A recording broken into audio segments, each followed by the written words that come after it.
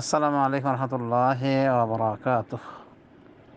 আলহামদুলিল্লাহ ওয়াহদা ওয়াসসালাতু ওয়াসসালামু আলা মান লা নাবিয়্যা বা'দাহ।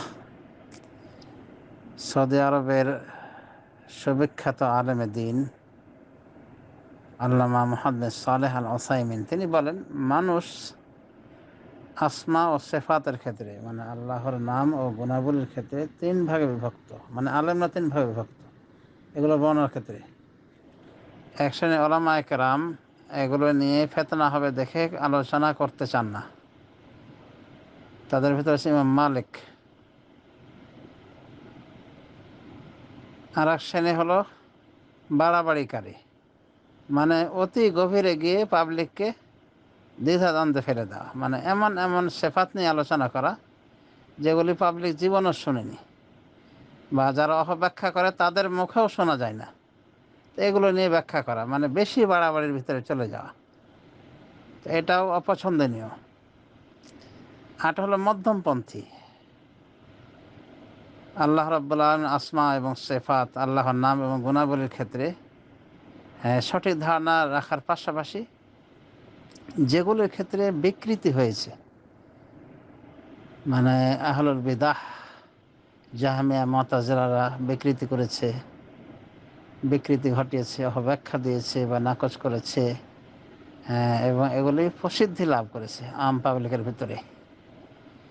যেমন দেওবন্দি বেরলভীরা, তারা আল্লাহর আসমানের উপরে আরশে আজিমে থাকাকে অস্বীকার করে। কোনোভাবে আল্লাহ রাব্বুল আমিনের অনেক জাতি গুণকে অস্বীকার করে, যেমন আল্লাহর হাত রয়েছে, আল্লাহর পা রয়েছে, আল্লাহর চেহারা রয়েছে, এগুলোকে অস্বীকার করে দেওবন্দি বেরলভীর জাত। এবং অতীতে এগুলি অস্বীকার করেছিল জাহামিয়া মুতাজিলা এরা। তো এগুলি যেহেতু প্রসিদ্ধি লাভ করেছে পাবলিকের সামনে, তাই এই বিষয়গুলি ভেঙে বলতে হবে তাদের রদ করার জন্য। আর যে বিষয়গুলি পাবলিক পর্যায়ে এখনও যায়নি, তারা তাদের ফিতরতের উপর রয়েছে, তারা এগুলি বোঝার ক্ষেত্রে কোনো ভুল করে না। যেমন আল্লাহ রাগেন, আল্লাহ রাগান্বিত হন, আল্লাহ হাসেন, এসব বিষয়গুলিতে কিন্তু বিকৃতি রয়েছে, কিন্তু প্রসিদ্ধি লাভ করেনি। এগুলো কিন্তু মুতাজিলাদের, জাহমিয়াদের আকীদা বিরুদ্ধ, যে আল্লাহ হাসেন, আল্লাহ করেন, মানে আল্লাহ রাব্বুল আমিন রাগান্বিত হন। তো এগুলির বিষয়ে পাবলিক সঠিকটাই বুঝে আছে এবং তারা ফিতরতভাবে সঠিকটাই মানে মেনে চলছে। তো এই জাতীয় বিষয়ে অনুরূপভাবে যে সমস্ত বিষয়ে মানে আম পাবলিকের ভিতরে কোনো ইখতলাফই নাই, মানে তারা দ্বিতীয় এই বিষয়ে, এসব বিষয়ে দ্বিতীয় কথা শোনেননি। যেমন আল্লাহর রাগকে অস্বীকার করার বিষয়টা খুব একটা করে না দেওবন্দি বেরলভীরা। আসলে তাদের মানহাজ অনুযায়ী এটাকেও কিন্তু অস্বীকার করার কথা, কিন্তু এগুলো নিয়ে তারা আলোচনা করে না। কোনোভাবে আল্লাহ রাব্বুল আমিনের আরও অনেক সেফাত রয়েছে যেগুলি পাবলিক তাদের ফিতরত অনুযায়ী সঠিকটাই বুঝে থাকে। তো এগুলির গভীরে যাওয়া, যেমন আল্লাহ রাব্বুল আমিনের হাত রয়েছে, হাতে প্রত্যেকটা মানে হাত আঙ্গুল কয়টা, তারপরে ইত্যাদি ইত্যাদি, মানে যেগুলি পাবলিক জীবনও শোনেনি, এগুলো নিয়ে গভীরে চলে যাওয়া, এগুলোকে অপছন্দ করতেন এক শ্রেণী উলামায়ে কেরাম। এক শ্রেণী উলামায়ে কেরাম এগুলো অপছন্দ করেছেন, যেটা পাবলিক এখনও পর্যন্ত জানেনি। এবং যারা বিরুদ্ধবাদী বেদাতি, তারাও জানে না যে তাদের আকাবের বেদাতিরা কী বলতো। যেমন দেওবন্দি বেরলভীরা, তারা যেভাবে অস্বীকার করে আল্লাহ রাব্বুল জাতি গুণগুলিকে, তাদের যারা ইমাম, মানে অতীতের বেদাতি ইমাম যারা, যেমন মুতাজিলা, জাহমিয়া ইত্যাদি, তো এরা কিন্তু এগুলোকে অস্বীকার করে। আল্লাহ রাব্বুল আমিন তিনি রাগান্বিত হন, তিনি হাসেন, তারা বলে না না, এগুলো মেনে নেওয়া যায় না। রাগান্বিত হলে ওই শরীরের রক্ত মানে গরম হয়ে ওঠে, তারপরে রাগ হয়, এটা থেকে আল্লাহ পাক পবিত্র। মানে আল্লাহকে সৃষ্টির সাথে তুলনা করার পরে আবার কি করেছে, রদ করে শেষে অপব্যাখ্যা করেছে। তার মানে আল্লাহ তাদেরকে জাহান্নামে দেন। খুশি হন, তার মানে আল্লাহ তাদেরকে জান্নাতে দেন। তো সমস্যা কি? আল্লাহ রাগ করেন, রাগ মেনে নিলাম।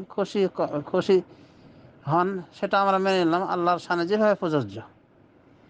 তো এই জাতীয় বিষয়গুলো কিন্তু আমি দেখছি বেরলবী দেওবন্দিরাও কিন্তু এগুলো নিয়ে এ করেন, বিশেষ করে আল্লাহ যে রাগান্বিত হন, আল্লাহ ক্রোধ করেন, এগুলো তারাও কিন্তু মানে নেওয়ার মতো, যদিও তাদের আঁকা বেড়া এগুলোর অপব্যাখ্যা করেছে। তো কথা হলো যে আসমা সেফাতের যে বিষয়গুলি এই পর্যন্ত পাবলিক পর্যায়ে আসেনি, বিকৃত ব্যাখ্যা। তো সেখানে ওই ওর ব্যাখ্যা করা, গভীরে যাওয়া, যে এটা এই বলেছে, এটা সেই বলেছে, হ্যাঁ অমুকরা এটা বলে, তমুকরা এটা বলে, আর এটা হলো সঠিক, তো এগুলো বলা যেতে পারে মানে প্রতিরঞ্জন করে, মানে গভীরে চলে যাওয়া, যেটা পছন্দ করতে না অনেক আলেম আলামা কেরাম। আর মধ্যমপন্থী হলো, তাহলে একটা শ্রেণী হলো বাড়াবাড়িকারী, একটা শ্রেণী আসমা সেফাতের বিষয়ে নীরব থাকার চেষ্টা করেন, মানে ফেতনা হওয়ার ভয়, যে পাবলিক উল্টা পুল্টা বুঝে বসবে। যেমন আল্লাহর হাত আছে, যদি মনে করে বসে যে আল্লাহর হাত মানুষের মতো, সৃষ্টি করার মতো, বা একটা কল্পনা করে বসে, এক কথাই এক শ্রেণী ওলামা কেরাম এগুলো থেকে বিরত থাকার পক্ষে, মানে আসমা সেফাতের আলোচনা। তো এরাও খুব একটা প্রশংসনীয় নয়। আরটা হলো বাড়াবাড়িকারী, মানে এমন ব্যাখ্যায় গিয়েছে মনে হচ্ছে ও আল্লাহর সেফাত বিশেষজ্ঞ, মানে খুঁটি নাটি সর্ববিষয় পাবলিক পর্যায়ে মানে আলোচনায় তুলে ধরতেছে। তো এগুলো ঠিক না। শেখ ইবনে উসাইমিন বলছেন যে মধ্যমপন্থী হওয়া উচিত আল্লাহর আসমা এবং সেফাতের বিষয়ে, যেগুলির বিকৃতি ব্যাখ্যা ইতিপূর্বে প্রচলিত হয়ে গেছে, প্রসিদ্ধি লাভ করেছে পাবলিক পর্যায়ে, পাবলিক বিভ্রান্তিত হয়ে রয়েছে, তো সেগুলো রদ করতে হবে। যেমন আল্লাহর আরশে আজিমে থাকা, সপ্তাকাশের ওপরে থাকা, এগুলোকে অস্বীকার করে, এগুলো রদ করতে হবে অবশ্যই, এবং এগুলো ভেঙে বলতে হবে। কোনোভাবে আল্লাহ রাব্বুল আলামিন নাজিল হন, এই বিদআতপন্থী তারা বলে যে আল্লাহ রাব্বুল আলামিন নাজিল হন মানে আল্লাহর রহমত নাজিল হয়, তার মানে আল্লাহকে, আল্লাহর এই সেফাতটাকে তারা অস্বীকার করেছে, করে থাকে, অহরহ করছে, এবং পাবলিক পর্যায়ে প্রসিদ্ধি লাভ করেছে, তখন অবশ্যই রদ করতে হবে। এই জাতীয় বিষয়গুলি কিন্তু যেগুলো নিয়ে তারাও কোনো আলোচনা করেনি, নেগেটিভলি পজিটিভলি, কি দরকার ওগুলো নিয়ে খুঁড়ে খুঁড়ে তলাশ করে বের করা? এতে করে কি হলো, মানে একটা বাতিলকেও যদি মানে বারবার বলা বলি করা হয়ে থাকে, তখন ওটার প্রসিদ্ধি লাভ করে যায়। তো একশন ওলামা কেরাম বলছেন যে এগুলো থাক, যেগুলো নিয়ে এখনও কোনো বিতর্ক দেখা দেয় না, বা একসময় ছিল এখন আর করে না, তো ওগুলো দরকার নাই। ওগুলো ওইভাবেই বলতে হবে, ওইভাবেই থেকে যাবে, ওইভাবে বিশ্বাস করতে হবে, এবং অপব্যাখ্যা কে কী দিয়েছে এগুলোর দরকার, গভীরে যাওয়ার দরকার নেই। কিন্তু মুশকিল হলো যে এখন মানে আম পাবলিককে মানে আসমা সিফাতের এতটাই গভীরে নেওয়া হয়েছে যে আয়ত্ত করতে পারবে না, এরকম আছে কিছু আলেম, যুগে যুগে থাকে। তো এই যে মনে করেন এগুলো পাবলিক পর্যায়ের আলোচনা নয়। বেশ কিছু আলেমা কেরাম মানুষ, শেখ ইবনে উসাইমিন বলেন যে মধ্যমপন্থী হওয়া ভালো, নিরাপদ পন্থা হলো যেগুলো সেফাতের বিষয়ে বিকৃতি সাধন হয়েছে এবং প্রসিদ্ধি লাভ করেছে, এগুলো নিয়ে আলোচনা করা দরকার। আর যেগুলির বিষয়ে নেগেটিভ পজিটিভ কোনো কিছুই নাই, মানে নেগেটিভ কিছু নাই, অথচ ওগুলো আল্লাহর সেফাত হিসেবে, ওগুলো আল্লাহর সেফাত হিসেবে, গুণ হিসেবে উল্লেখ করতে হবে। আর বলার প্রয়োজন নাই যে এখানে বিরুদ্ধবাদের এটা মনে করে, এটা বলে থাকে, তার মানে উস্কে দেওয়া, একটা এটা গোপন থেকে যাওয়া, বিলুপ্ত থাকা জিনিসকে উস্কে ফেলা, তো এটার প্রয়োজন নেই। শেখ ইবনে উসাইমিনের মানহাজটা আমাকে ভালো লেগেছে। তাহলে আল্লাহর নাম এবং সেফাতের ক্ষেত্রে বলা যেতে পারে বাড়াবাড়ি আছে, ছাড়াছাড়ি আছে, মধ্যমপন্থা আছে। তা আমাদেরকে মধ্যমপন্থী হতে হবে, সেটা বুঝতে পেরেছেন। কাজেই মানে এমন কোনো প্রশ্ন এই গ্রুপও করবেন না যেগুলো মানে আমাদের ওরকম প্রয়োজনীয়তা নেই, এবং বিশেষ করে সেগুলোর ক্ষেত্রে ওরকম বিভ্রান্তিও ছড়িয়ে ছিটিয়ে যায়নি। কারণ মধ্যমপন্থা অবলম্বন করাটাই হলো নিরাপদ।